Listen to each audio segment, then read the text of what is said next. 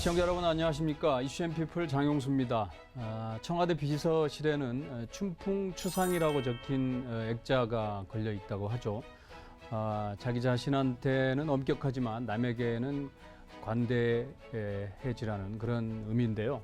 모든 사람들에게 통용이 되겠지만 특히 공무원들한테는 이 춘풍추상이라는 표현이 더 의미가 있지 않을까 싶은데요. 공무원 말씀을 드리는 거는 이제 새로운 정부가 출범하기 때문에 공무원들의 인재사항에 대한 중요성도 커지고 있는 것 같습니다.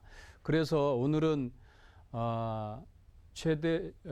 최고의 인사 전문가라고 할 수 있는데요. 초대 인사혁신처장을 지내셨고 지금은 성균관대 특임교수로 계시는 이근면 초대 처장님 모셨습니다. 어서 오십시오. 예, 네. 안녕하십니까. 네, 반갑습니다. 반갑습니다. 예. 2014년 초대 인사혁신처장을 그렇습니다. 지냈고 물론 그 전에 이제 30년 이상의 민간 기업에서 그렇습니다. 인사 전문가로 활동하셨는데 말 그대로 자타가 공인하는 인사 전문가신데 네. 최근 근황은 어떠십니까? 최근에는 이제 사회 활동을 좀 하고 있습니다. 네. 청년 일자리와 노동 문제, 이 문제가 지금 사회에 심각한 문제라 거기에 기여를 하려고 노력하고 있고요. 네. 기업의 경영 인사 컨설팅 이런 지도를 좀 해주고 있고요. 우리나라의 그 인재 경영이나 정부의 경쟁력 이런 것들이 우리 미래 세대에 미치는 영향 때문에 국가 인재 경영 연구 활동을 좀 하고 있고요. 네. 나머지는 이제 미래에 남기고 싶은 이야기들 이런 것에 관련된 경험을 저술 활동으로서 그렇게 지내고 있습니다. 네. 교수님의 커리어를 보면 경력사항 중에 보면은 세계 3대 인명사전 중에 하나죠. 마르퀴스 후주후. 예. 거기에 이제 등재도 되셨어요. 거기에는 당연히 뭐 인사 전문으로 그 뭐 여러 가지 등재가 활동의 되신 겁니까? 결과로 예. 그냥 뭐 이런 사람이 한국에도 있다. 그런 정도로 이해해 주시면 되겠습니다. 이 겸손한 말씀 같은데. 예, 여러 사람의 뭐 공을 같이 나눈 것이다 이렇게 이해하시면 되겠습니다. 네. 인사혁신처장 이제 초대 처장 때가 저도 역시 뭐 언론인으로 쭉 근무를 해왔기 때문에 기억이 새롭기도 한데요. 민간에서 이제 민간 DNA를 가지고 정부 그렇죠. 초대 인사혁신처장이 되셨지 않습니까? 그래서 지금 화제가 많이 되셨는데 그 민간 DNA를 이렇게 잘 접목을 시키셨다고 보십니까? 예, 이런 걸 했습니다. 민간과 공무원 간의 교류 이게 좀 더 확대되어서 현장을 아는 공무원들이 많아지면 좋겠다는 생각을 했고요. 또 그런 제3섹터의 사람들이 공직에 진출하면 좋겠다. 이런 생각을 했습니다. 그다음에 이제 공무원의 일 잘하는 공무원은 상을 주기 위해서 대한민국 공무원상이라는 걸 만들어서 대통령이 공무원을 직접 수여하도록 이렇게 하는 그런 상도 만들고요. 한편으로는 공무원의 퇴출제도 검토를 했습니다. 일 못하는 사람한테 기회를 주되 그렇지 않다면 공공의 이익을 위해서라도 일정 부분에 제한이 가해지겠다는 생각을 했었고요. 또 공무원의 능력 향상을 위하여 전문직 제도와 순환보직 제도를 고쳐보자고 했습니다. 순환보직 제도 이거 참 공무원의 암입니다. 그다음에 이제 5급 일 잘하는 사람을 잘 해주기 위해서 5급 이상의 성과급의 확대 이런 거를 이뤘고요. 하위직에 대해서는 보상의 확대. 그래서 가려운 것을 좀 더 긁어주는 그런 걸 했고 9급으로 들어오더라도 뭐 10년 이내에 5급이 될 수 있는 어떤 루트를 만들자. 그래서 능력 인사의 체계 이런 것들을 만들어 놨습니다만 하여튼 문정부에서도 속도가 떨어지긴 했으면 같은 방향으로 가고 있습니다. 그 길이 우리가 가야 할 방향이니까요. 단지 이제 국민이 보는 공무원 어떤 공무원을 국민은 희망하고 바라보는가. 국민한테 신뢰받고 존중받고 칭찬받는 공무원상이 이 시대에 맞는 공무원상 아닌가 생각합니다. 그래서 스스로의 어떤 혁신, 공무원 스스로의 마음가짐, 또 공무원 사회를 둘러싼 분들의 우리나라 리더들의 어떤 새로운 생각이 필요한 시기라고 봅니다. 네. 하긴 뭐 할 때 정황이 많았었습니다. 당연히 지금 이제 공직사회에 여전히 관심이 많으시고 또 아까 그 앞서서 말씀하신 대로 역할을 하고 계시는데 여전히 우리 공직사회를 가리켜서 능력은 있지만 날개가 꺾였다. 이런 그 뭐 지적을 말씀하시는 것 같아요. 예. 그거는 왜 그렇다고 보셨나요? 사실 공무원 굉장히 우수합니다. 네. 우리나라의 엘리트일 겁니다. 근데 그들이 시간이 가면서 평범해지죠. 이게 하향 평준화입니다. 네. 그것은 시스템과 제도의 문제죠. 공무원 개인의 문제라고 볼 수가 없습니다. 이것을 국민이 비싼 돈 주고 싼 사람을 쓰겠느냐, 적정한 돈을 주고 훌륭한 사람으로 만들어 쓰겠느냐, 이런 거죠. 네. 제가 보기엔 기업보다 우수한 인력이 있습니다. 이들을 운영하는 시스템이 전근대적인 거죠. 또 사실 어떻게 보면 그런 운영을 하는 사람들이 어떤 생각과 의도를 갖고 가느냐가 중요합니다. 네. 국민의 눈높이 높아졌습니다. 그걸 맞출 노력이 필요한데 그럴까요? 공직사회에서 과연 대부분 여러 가지 문제 전문가를 만들어내려고 하는데 세상에 여러 가지 문제 전문가가 어디 있습니까? 다양화 시대이지만 스페셜리스트의 시대입니다. 전문화된 사람들이 필요합니다. 깊은 성찰과 실력이 있는 그런 사람이 필요한데 우리 공무원들은 그렇다라고 얘기할 수 있을까요? 제너럴리스트가 아니라 스페셜리스트를 그렇죠. 키워야 되는데 예. 그런 부분에 대한 아쉬움이 그렇죠. 있으신 일이 예. 자신이 없으면 주인의식이 안 생깁니다. 자기 일에 대해서 학자보다도 다른 어떤 전문가, 외국의 전문가와 대등하게 이야기할 수 있는 수준의 사람을 만든다는 것이 국가의 인재경영 아니겠습니까? 네. 그래서 교수님은 지금 공직사회 인재상 가장 아쉬운 점이 뭐라고 생각하시고 또 어떻게 보완을 해가야 된다고 보신 건가요? 예전에는 공직에 진출하시는 분들이 사명감이 있었죠. 국민의 봉사, 국가의 발전. 예. 지금 이거 월급쟁이지요. 공무원한테 장기적 비전을 줘야 됩니다. 그렇게 하고 있나? 이런 생각 해봐고요. 전문성이 있어야 퇴직 후에도 그런 무슨 뭐 전관 예의 없이 본인의 능력으로 새로운 제2의 길을 갈 수 있습니다. 과연 그런가? 그러다 보니 어떤 도전 정신이 있는가? 뭐 기수 인사 이게 합리적이냐 하는 거죠. 어디 민간 기업에서 그런 일을 합니까? 세계적인 기업이 되기 위해서는 전 세계의 사람이 들어와야 되는 겁니다. 우리 정부도 세계 정부가 되려면 이 생각을 굉장히 바꿔야 되겠죠. 네. 근데 공무원 누가 됩니까? 고용의 안정성. 한번 아니 국민이 와서 일 편안하게 하고 일을 잘하든 못하든 똑같이 돈 주고 그러고 정년 보장해주고 연금까지 준다. 뭐 이래서 공무원이 되겠다. 공무원 하려고 하는 거죠. 그래서 네. 그 국민은 이걸 왜 용인해야 됩니까?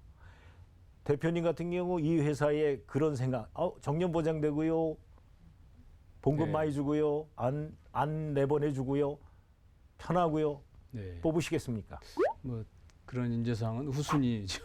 그러니까 사적 이익과 예. 공적 이익에 공직에 가는 사람, 공무원이 되고자 하는 사람들의 이러한 철학과 정신 자세 네. 이것이 이제 완전히 이제 후퇴했죠. 네. 그래서 직무적 자세와 사명감도 약화됐고요. 네. 그런 이유는 이건 인사관리 시스템입니다. 우리는 뭐 굉장히 사후 관리는 많습니다. 감시하고 감사하고 적발하고 처벌하고 그런 기관은 많습니다.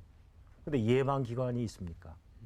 사전에 그런 일이 안 들어오고 미연에 방지하고 예방하고 숙고하고 그런 시스템이 점점 약화되고 이걸 권한을 안 만들어내죠. 네. 쉽게 얘기해서 어떤 면에서는 국민을 위한 인사는 아니라고 봅니다. 예.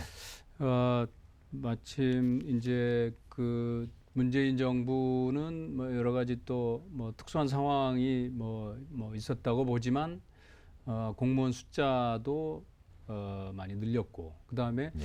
정부 조직도 비교적 뭐 비대하게 가져갔다 뭐 이런 지적들 받지 않습니까? 근데 이제 새로운 그 정부는 작은 정부를 지향하고 시장, 민간에 이제 맡기는 쪽으로 이렇게 방향성을 잡고 있는데 그 부분에 대해서는 우리 그 교수님도 이렇게 주창해 오신 부분이죠. 110만의 공무원 필요한가 다시 생각해 봐야 되겠죠. 네. 이렇게 봐야죠. 작은 정부라고 이야기하는데 작은 정부는 자꾸 효율적이고 민간의 영역에 개입을 적게 하는 게 작은 정부입니다. 네. 장관 수 몇 명 줄이는 게 작은 정부가 아니라는 거죠. 민간 개입에 최소화하고 정책 속도를 좀 조정해주고 국민 전체의 균형적 밸런스를 찾는 것이 이것이 중요하지. 부처를 갖다가 느린다 줄인다 이게 무슨 네. 문제가 있습니까?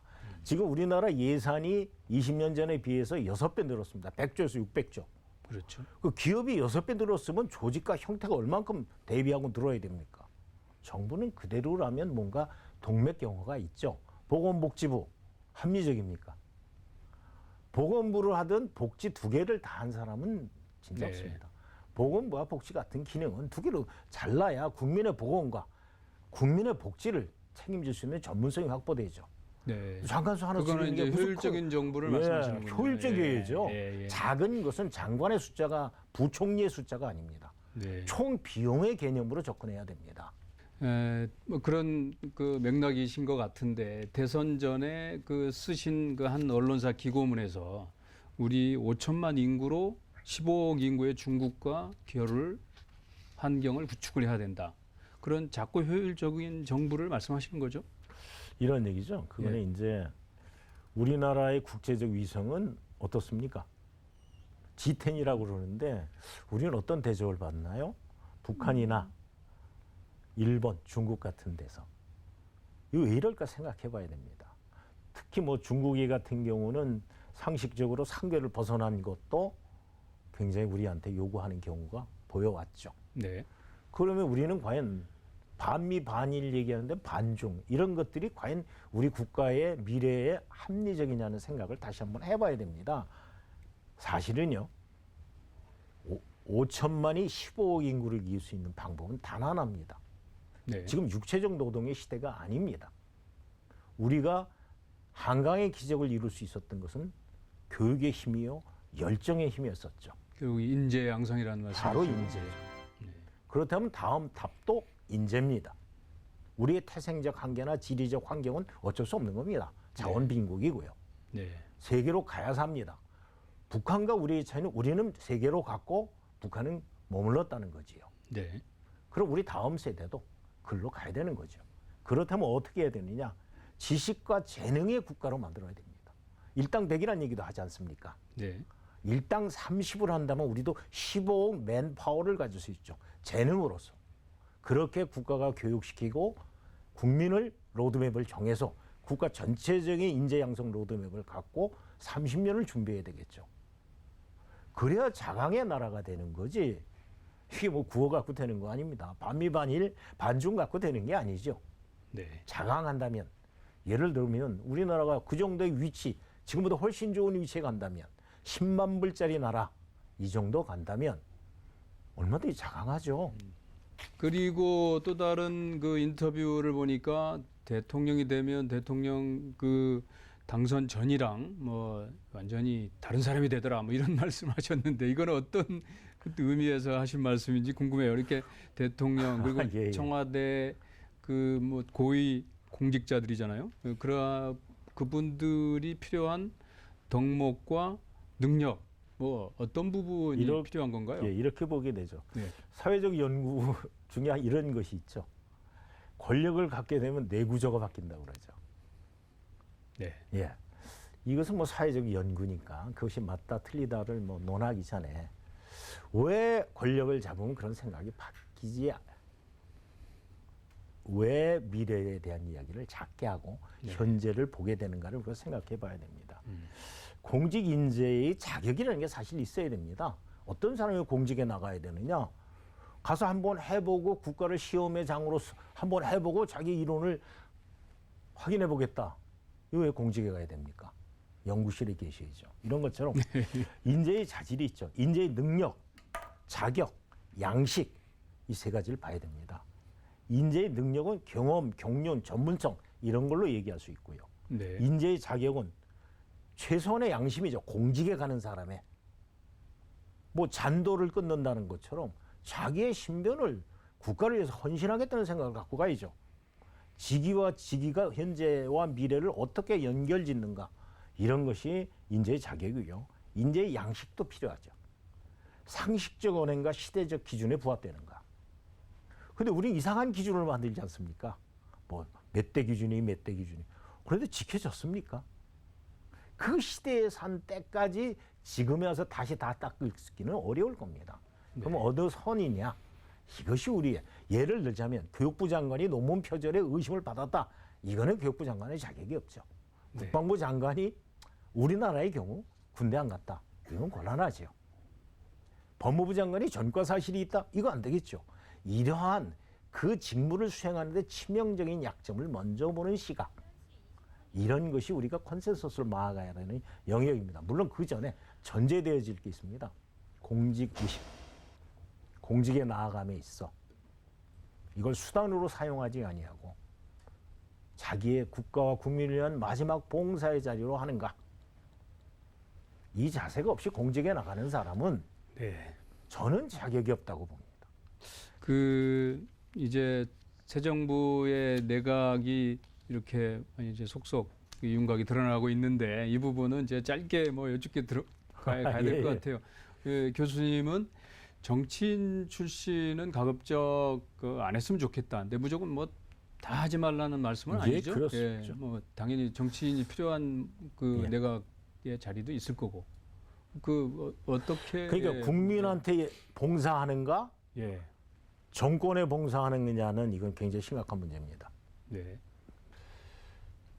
뭐 지난번에 무슨 뭐 장관의 당적 그건 공무원의 정치적 중심에 정면으로 위배하는 것이죠.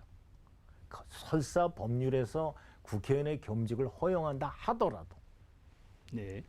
그래서 장관으로 가시고 싶은 분은 당적을 내려놔서 당적을 탈퇴하셔야 되죠.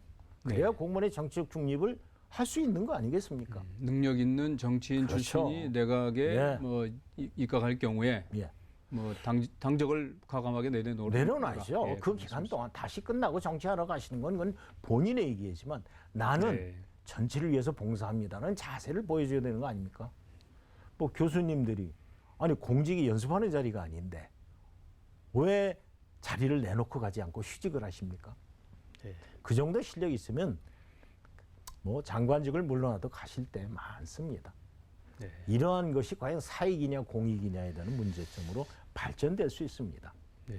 최고의 이 인사 전문가 얘기를 귀담아 들어야 되는데 이 참 이 악습이 되풀이되는 것 같아가지고 정치는 현실의 얘기라고 하죠. 예. 국민은 미래를 보고 있고요. 예.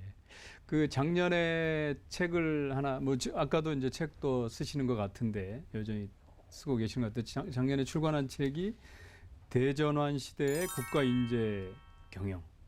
이게 뭐 오늘 대화 내용에서도 뭐 나온 내용들이기도 하겠습니다만은 이 책을 통해서 어떤 메시지를 전달하고 싶으셔서 쉽게 이런 네. 얘기죠. 뭐 지금 팬데믹 상황입니다. 뭐 한 번에 끝날 거 아니라는 생각도 여러분들이 하시고 계시고요.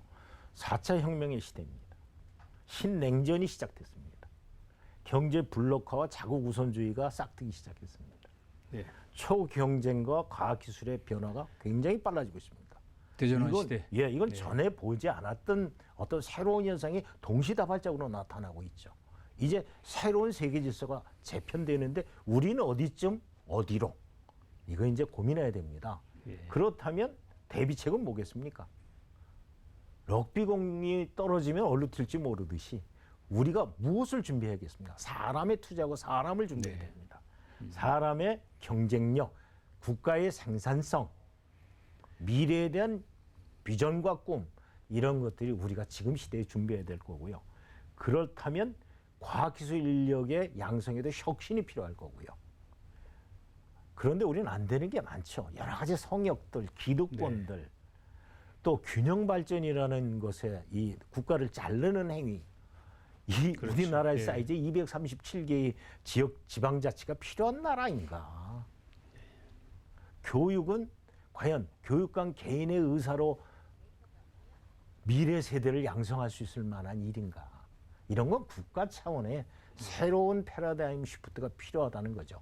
그 중심에는 사람을 국가의 최고의 자원으로 보고 이것을 어떻게 대비해서 이 변화를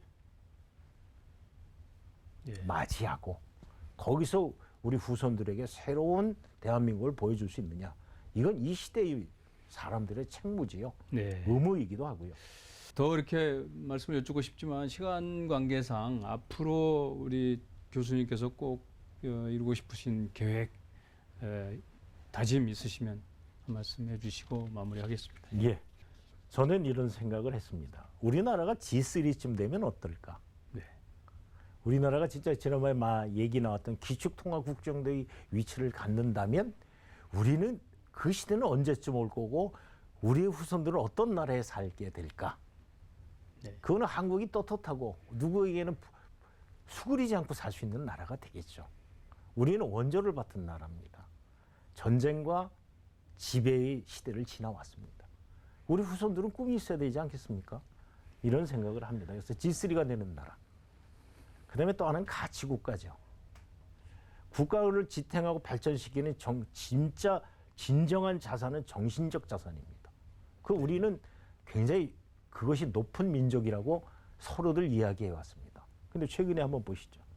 우리나라는 삶의 가장 중요한 자산을 뭐로 보느냐? 돈이라고 얘기했습니다. 다른 나라는 가족, 행복 이런 겁니다. 이것은 지금 국가가 정신적 문제가 생기기 시작했죠. 이거에 다른 생각이죠. 우크라이나 사태를 봤듯이 애국심이라는 과연 뭡니까? 근데 우리나라에서 애국심을 어떻게 받아들이죠? 애국심, 질서, 도덕, 배려 이런 덕목은 필요 없는 것입니까? 이것이 지금 어떤 취급을 받죠? 이래서 시대적 어떤 새로운 정신운동이 필요합니다. 도산이 청년운동을 했듯이 청년이 죽으면 나라가 삽니다. 정신이 죽으면 그 나라의 미래는 없습니다. 시대를 살면서 아이들을 위한, 내 아이를 위한 것처럼 다음 세대에 대한 의무감이 있죠. 말씀을 듣다 보니까 인간성 회복 이 말이 갑자기 떠오르는데 네네네. 그것도 같은 그렇죠. 계를 같이 한다고 봐야 되겠죠. 네. 그래서 건강하시고요. 계획하신 대로 앞으로도 국가와 우리 또 기업의 인재상이 더 이렇게 발전할 수 있도록 역할을 해주시기 바랍니다. 예, 감사합니다. 감사합니다. 네. 예. 네, 오늘 이근면 교수님 말씀을 듣다 보니까 이 인사가 만사인 거는 분명하지만 그래도 정부가 좀 효율적인 역할을 해야 되겠다. 그래서 기업과 국민들이 이렇게 더 역량을 발휘할 수 있는 나라가 되겠다 이런 생각을 해봅니다. 이슈 앤피플 여기서 마치겠습니다. 감사합니다.